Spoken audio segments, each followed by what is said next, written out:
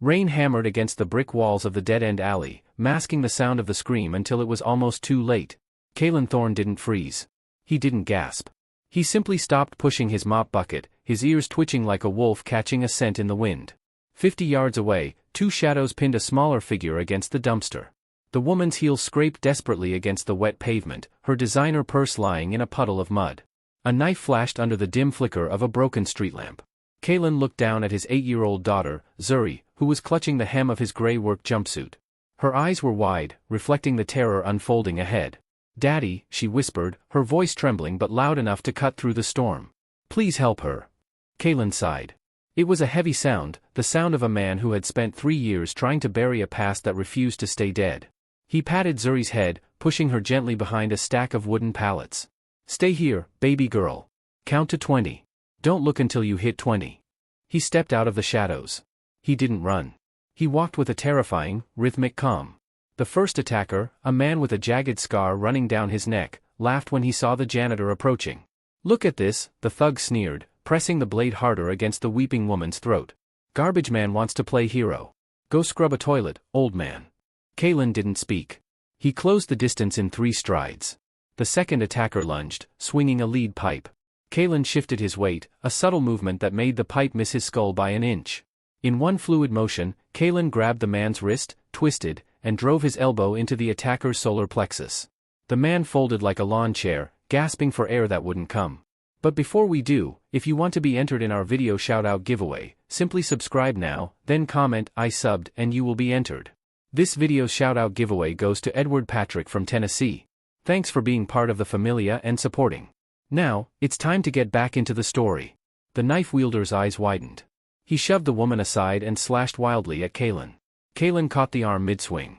There was a sickening snap, a scream of pain, and then silence as the second man hit the wet concrete, unconscious. Kaelen stood over them, his chest barely heaving. The woman was shaking, staring at him as if he were a monster, not a savior. Who are you?" she stammered. "Just the help," Kaelen muttered, pulling his hood up. He grabbed Zuri's hand and walked away fast. But he missed the cell phone glowing in the dark window above the alley. He didn't see the red record button blinking. By the time he locked the 3 deadbolts on his rusted apartment door, the video was already uploading. The title read, "Janitor Goes John Wick on 2 Muggers."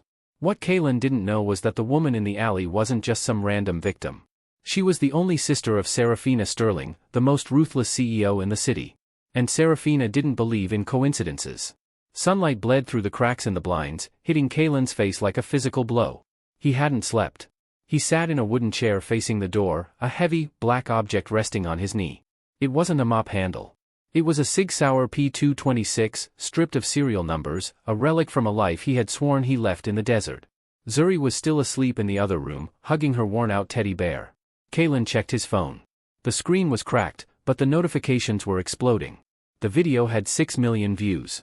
The comments were a mix of worship and mockery. "Fake," one user wrote. Asterisk, "Look at the choreography." "Staged." Asterisk, another said. Asterisk, "Janitor Kung Fu. Guy probably watches too many movies." Asterisk, "But the ones that made Kaelen's blood run cold were the ones identifying the alley." Asterisk, "That's behind the 4th Street Depot. I see that guy mopping floors at the Sterling Tower." Asterisk. He was burned. 3 years of invisibility, 3 years of eating canned beans and keeping his head down, gone in 30 seconds of violence. He stood up to pack a bag. They had to move. Now. He reached for his duffel bag when a sound stopped him cold. The heavy, distinct thud of a car door closing. Kaelen moved to the window, peering through the slat. A convoy of 3 black Cadillac Escalades idled at the curb. They looked like sharks circling a raft. Men in earpieces scanned the perimeter, their suits tailored to hide the bulges of shoulder holsters. Then, the rear door of the middle car opened. A woman stepped out. She wore a business suit sharp enough to cut glass, her hair pulled back in a severe bun. She didn't look at the graffiti on the walls or the trash on the sidewalk. She looked directly at Kaelen's window. It was Seraphina Sterling. Kaelen cursed under his breath. He checked the magazine in his pistol. 1 round in the chamber. 15 in the stack. "Daddy?" Zuri rubbed her eyes, standing in the doorway. "Why is the lady from the TV outside?" "Get in the closet, Zuri," Kaelen said, his voice low and hard. "Do it now." 3 sharp knocks rattled the flimsy door. They weren't asking for entry, they were demanding it. Kaelen tucked the gun into the waistband of his sweatpants, pulling his loose t-shirt over it. He unlocked the first deadbolt. Then the second. He opened the door 3 inches, keeping the chain on. Seraphina stood there, flanked by 2 mountains of muscle. She held up a tablet. On the screen was a paused frame of the video, Kaelen's face, perfectly clear. "Mr. Thorne," she said. Her voice was smooth, cold, and utterly devoid of fear. "Or should I call you by your service name, Ghost?" Kaelen's grip on the door tightened until his knuckles turned white. She knew. How much did she know? And more importantly, did she come to thank him, or did she come to bury him? Kaelen undid the chain. If they wanted to kill him, they would have done it through the window with a long-range rifle. This was a parley. Seraphina stepped into the cramped apartment, her nose wrinkling slightly at the smell of old coffee and bleach. Her guard stayed in the hall. That was a mistake, Kaelen thought. Or arrogance. "You have a lovely home," she lied, scanning the room. Her eyes landed on Zuri's drawings taped to the peeling wall. "You've done a good job disappearing, Kaelen. The Pentagon has you listed as Kia in Afghanistan. Killed in an IED explosion. Closed casket." "I'm just a janitor," Kaelen said, leaning against the kitchen counter, crossing his arms to cover the print of the gun. "You have the wrong guy." Seraphina pulled something from her pocket. It wasn't a weapon. It was a coin. A heavy, gold challenge coin with a jagged chip on the edge. She tossed it to him. Kaelen caught it reflexively. He looked at the insignia, a black dagger over a globe. Unit 77. The unit that didn't exist. "My sister," Seraphina said, her voice finally cracking with a hint of emotion. "The woman you saved last night. She told me you moved like smoke. She said you broke a man's arm without blinking. My father gave that coin to a man who saved his life 20 years ago. He said if I ever found a man with skills like that, I should trust him with my life." Kaelen flipped the coin in his fingers. "Your father was a good man. He didn't know the monsters he was paying. And yet, you saved his daughter." Seraphina stepped closer. She was tall, imposing, but up close, Kaelen saw the exhaustion in her eyes. The men who attacked Nia weren't muggers, Kaelen. They were hitmen. They were sent by Titus Vance. The name hit the room like a grenade. Titus Vance ran the city's underworld. He controlled the unions, the docks, and half the police force. If Vance was after Seraphina's family, saving Nia wasn't the end of the fight. It was the declaration of war. "I'm out of the game," Kaelen said, tossing the coin back onto the table. "I have a daughter. I clean floors. I go home. That's it." "Vance saw the video," Seraphina said softly. "He knows you interfered. He doesn't leave loose ends. You think you can pack a bag and run? With an 8-year-old? Vance has eyes everywhere. He'll find you in a motel in Kansas. He'll find you in a shack in Mexico." Kaelen's jaw clenched. She was right. He had exposed himself. The hunt was already on. "What do you want?" Kaelen asked. "I need a head of security," Seraphina said. "Not a mall cop. Not a tough guy in a suit. I need a ghost. I need you to protect us until I can take Vance down." Kaelen laughed, a harsh, dry sound. "You want me to babysit? I'm expensive. Name your price." "I don't want money," Kaelen said, his eyes drifting to the closet door where Zuri was hiding. "I want a clean slate. New identities. Real ones. Passports. Birth certificates. A trust fund for the girl that nobody can touch." Seraphina extended her hand. "Done. But we have to survive the night first." Before Kaelen could shake it, the window in the living room shattered. A red laser dot danced across Seraphina's chest. Kaelen didn't think. He moved. He tackled Seraphina, driving her into the hard linoleum floor just as the first bullet tore through the space where her heart had been a second ago. Thwip thwip, silenced rounds. "Professionals. Closet." Kaelen roared, scrambling on his hands and knees. He grabbed the table and flipped it, creating a temporary barricade against the window. Glass rained down on them. Seraphina was hyperventilating, her composure shattered by the reality of gunfire. "Stay down," Kaelen commanded. He drew the Sig Sauer. He crawled to the closet door and ripped it open. Zuri was curled in a ball, hands over her ears. Kaelen grabbed her, shielding her body with his own. "We're playing the quiet game, Zuri. Just like we practiced. Hold on to my neck. Do not let go." He looked at Seraphina. "Can you run in those heels?" "Yes," she gasped, kicking them off anyway. "I can run." "The hallway is compromised," Kaelen said, listening to the heavy boots thudding against his front door. "They took out your guards.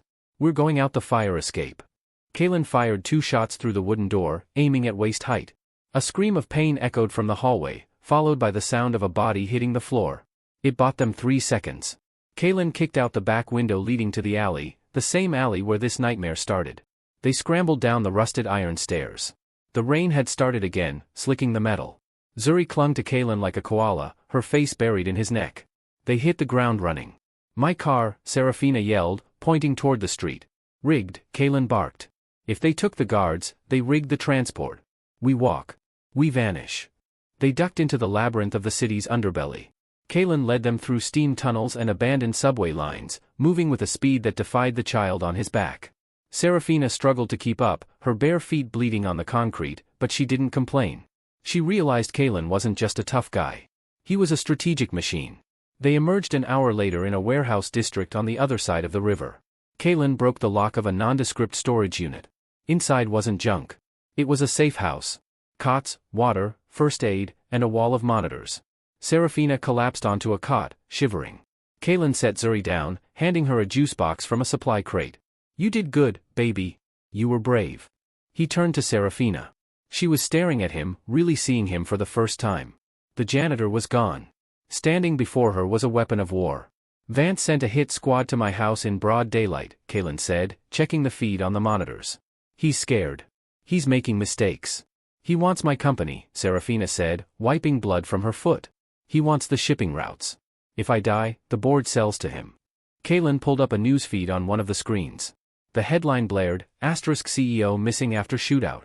Janitor suspected of kidnapping*. "He's controlling the narrative," Kaelen said. "Everyone thinks I took you. If the cops find me, they shoot on sight." Seraphina stood up, anger replacing her fear. "Then we change the narrative. Tonight is the Sterling Gala. Every camera in the city will be there. Vance will be there to claim victory. You want to walk into the lion's den?" "I want to walk in with the lion," she said, looking at him. "We're going to that party." The preparation was surgical. Kaelen didn't have a tuxedo, but the storage unit had tactical gear. Seraphina shook her head. "No. If we walk in like soldiers, we look like threats. We need to walk in like royalty. We need to look untouchable." She made a call on a burner phone. 1 hour later, a courier dropped a package at a dead drop 3 blocks away. Inside were clothes. For Seraphina, a suit of blood-red silk, sharp and aggressive. For Kaelen, a bespoke black tuxedo that fit his broad shoulders as if it were woven onto him. "What about Zuri?" Kaelen asked. "She comes with us," Seraphina said. "Vance won't touch a child in front of the governor and the mayor. It's the safest place in the city." Kaelen dressed in silence. He shaved the stubble, revealing a jawline of granite. When he stepped out of the makeshift bathroom, Seraphina paused. The transformation was absolute. He didn't look like a janitor. He looked like a king. "You clean up well, Mr. Thorne," she murmured. "Don't get used to it," he grunted, checking the fit of his shoulder holster under the jacket. "Once this is over, I'm gone." They took a cab to the edge of the downtown district, then walked the last 2 blocks to the Grand Hotel. The paparazzi were swarming like locusts. News vans lined the street. The rumor of Seraphina's kidnapping had reached a fever pitch. Vance was inside, likely holding court, drinking champagne, and mourning her tragic disappearance. Kaelen held Zuri's hand. She was wearing a small gold dress Seraphina had sourced, looking like a miniature princess. "Remember," Kaelen whispered to her. "Shoulders back. Look them in the eye. You are safe." They reached the red carpet. The security guards, Vance's men on Seraphina's payroll, stepped forward to block them. Kaelen didn't slow down. He locked eyes with the head of security, a man he recognized from a darker life in a darker country. The man blinked. He recognized the ghost. The guard stepped aside, fear overriding his orders. The heavy doors swung open. The ballroom was a sea of black ties and diamond chokers. The chatter was deafening. Then, Seraphina stepped into the light. The room died. Silence swept across the floor like a cold wind. She walked with a predator's stride, the red suit blazing against the monochrome crowd. Flanking her was Kaelen, looking dangerous and calm, holding the hand of a little girl. Vance stood at the center of the room, a champagne glass halfway to his lips. His smile faltered. He looked like he was seeing a ghost. "I hear there were rumors of my demise," Seraphina's voice projected without a microphone. "I apologize for the delay. I was handling some pest control." The cameras flashed blindingly. The narrative had just flipped. But Kaelen wasn't looking at the cameras. He was looking at the balcony. "A sniper. Get down." Kaelen didn't shout, he commanded. He swept Seraphina and Zuri behind a heavy ice sculpture of a swan just as the crystal chandelier above them shattered. The room erupted into chaos. Screams. Breaking glass. The wealthy elite trampled each other to get to the exits. Vance hadn't come to play politics. He had come to end the game. He's insane, Seraphina hissed, crouching low. Shooting in a ballroom? He's desperate, Kaelen said. He scanned the balcony. Stay here. Kaelen moved. He didn't run, he flowed through the panic. He vaulted over a table, using the chaos as cover. The sniper on the balcony was adjusting his aim, looking for the red suit. Kaelen grabbed a silver serving tray from a fallen waiter. He spun and hurled it like a discus. The heavy silver edge caught the sniper in the temple. The rifle fell from the gunman's hands, clattering onto the dance floor below. Kaelen grabbed the rifle. He checked the scope. Across the room, Vance was retreating, surrounded by 4 bodyguards. He was heading for the kitchen exit. Not today, Kaelen whispered. He didn't shoot Vance. He shot the fire alarm box on the wall above Vance's head. The sprinklers exploded. Water rained down, soaking the ballroom. The sudden deluge caused panic among Vance's guards. They slipped, they looked up. Kaelen dropped the rifle and sprinted across the room. He intercepted Vance's team at the kitchen doors. It wasn't a fight. It was a dismantling. Kaelen used their own momentum against them. A knee to the gut. A throat chop. A sweep of the legs. Within 10 seconds, 3 men were groaning on the wet floor. Vance pulled a snub-nose revolver from his jacket. He aimed at Kaelen's chest. You're dead, janitor. Vance screamed, his composure gone. Kaelen didn't flinch. I'm not a janitor. Before Vance could pull the trigger, a red blur slammed into him. Seraphina. She swung a heavy bottle of Dom Perignon, connecting solidly with the back of Vance's head. The bottle didn't break, but Vance did. He crumbled to the ground, the gun sliding away. Seraphina stood over him, chest heaving, water dripping from her hair. She looked at Kaelen. I told you. I learned how to throw a punch when I was 16. Nice swing, Kaelen nodded. Sirens wailed outside. The police were finally here. But as Kaelen looked around the kitchen, he realized something. Zuri. He had left her behind the ice sculpture. He ran back to the ballroom. The sculpture was there. The crowd was gone. But Zuri was gone. The world turned gray. The sounds of the police storming the building faded into a dull hum. Kaelen stood by the melting ice sculpture, spinning in a circle. Zuri. Seraphina ran up to him, grabbing his arm. Where is she? She's gone. Kaelen's voice was hollow, terrifying. They took her. He looked at the floor. He saw it. A small, pink hair clip. The one he had put in her hair that morning. It was crushed under a boot print. A muddy boot print. Kaelen picked up the clip. His hands weren't shaking. They were steady. The kind of steady that happens before an airstrike. Vance didn't escape, Kaelen said, his voice dropping an octave. He was the distraction. Seraphina looked at the kitchen where Vance was being cuffed by the police. Then who has her? The cleanup crew, Kaelen said. The ones who watch the watchers. He walked over to Vance, who was being dragged away by a sergeant. Kaelen grabbed the sergeant's shoulder. Give me a minute. Back off, pal, the cop shouted. Kaelen didn't argue. He reached into the cop's belt, grabbed the keys, and unlocked one of Vance's cuffs. He dragged the crime lord into a supply closet before the cops could react. He locked the door from the inside. Where is she? Kaelen asked. Vance was bleeding, laughing through red teeth. You think you won? I have insurance. The girl is halfway to the harbor. She goes in a container. By morning, she's overseas. You'll never see her again. Kaelen didn't hit him. He leaned in close. You think I'm a cop? You think I care about the law? I'm the man the devil checks under his bed for. He pressed his thumb into a nerve cluster behind Vance's ear. Vance screamed, a sound that wasn't human. The harbor, Vance gasped. Dock 4. The Red Star. They leave in 20 minutes. Kaelen knocked him out cold. He kicked the door open. Seraphina was waiting. She had the keys to a valet-parked Porsche she had swiped from the front desk. Drive, Kaelen said. The Porsche tore down the highway at 140 miles per hour. Seraphina drove with white-knuckled focus. Kaelen was checking the SIG. He had 2 magazines left. 30 rounds. Against a shipping crew. You have to promise me something, Kaelen said, staring out at the blurred city lights. If I don't make it, you find her. You raise her. You give her that trust fund. We're both coming back, Seraphina said. Don't you dare put that on me. They crashed through the chain-link gate of the harbor. Dock 4 was active. A massive cargo ship was humming, engines warming up. A black van was parked near the gangway. Men were carrying a small, strugglesome bundle wrapped in a blanket. Zuri! Kaelen shouted, leaping from the moving car before it even stopped. He hit the ground rolling and came up firing. Asterisk bang. Bang asterisk 2 guards dropped. The element of surprise was total. They expected police negotiation, they got a demon in a tuxedo. Seraphina slammed the brakes, drifting the car to block the gangway. She grabbed a Glock from the glove box, her personal piece, and fired over the heads of the crew. Let her go. The men dropped the bundle and scattered, pulling submachine guns.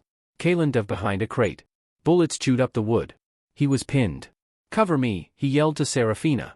She popped up and fired blindly, creating a distraction. Kaelen sprinted. He slid across the wet metal of the dock, coming up right next to the bundle. He ripped the blanket open. It was Zuri. She was gagged, terrified, but alive. Daddy, she muffled scream. Kaelen shielded her. A massive man, the captain of the crew, stepped out from the shadows holding a shotgun. He pumped it. End of the line, hero. Click. The shotgun misfired. A bad shell. Kaelen didn't hesitate. He tackled the captain, driving them both off the dock and into the dark, freezing water below. Daddy! Zuri screamed. The water churned. Bubbles rose. Then, silence.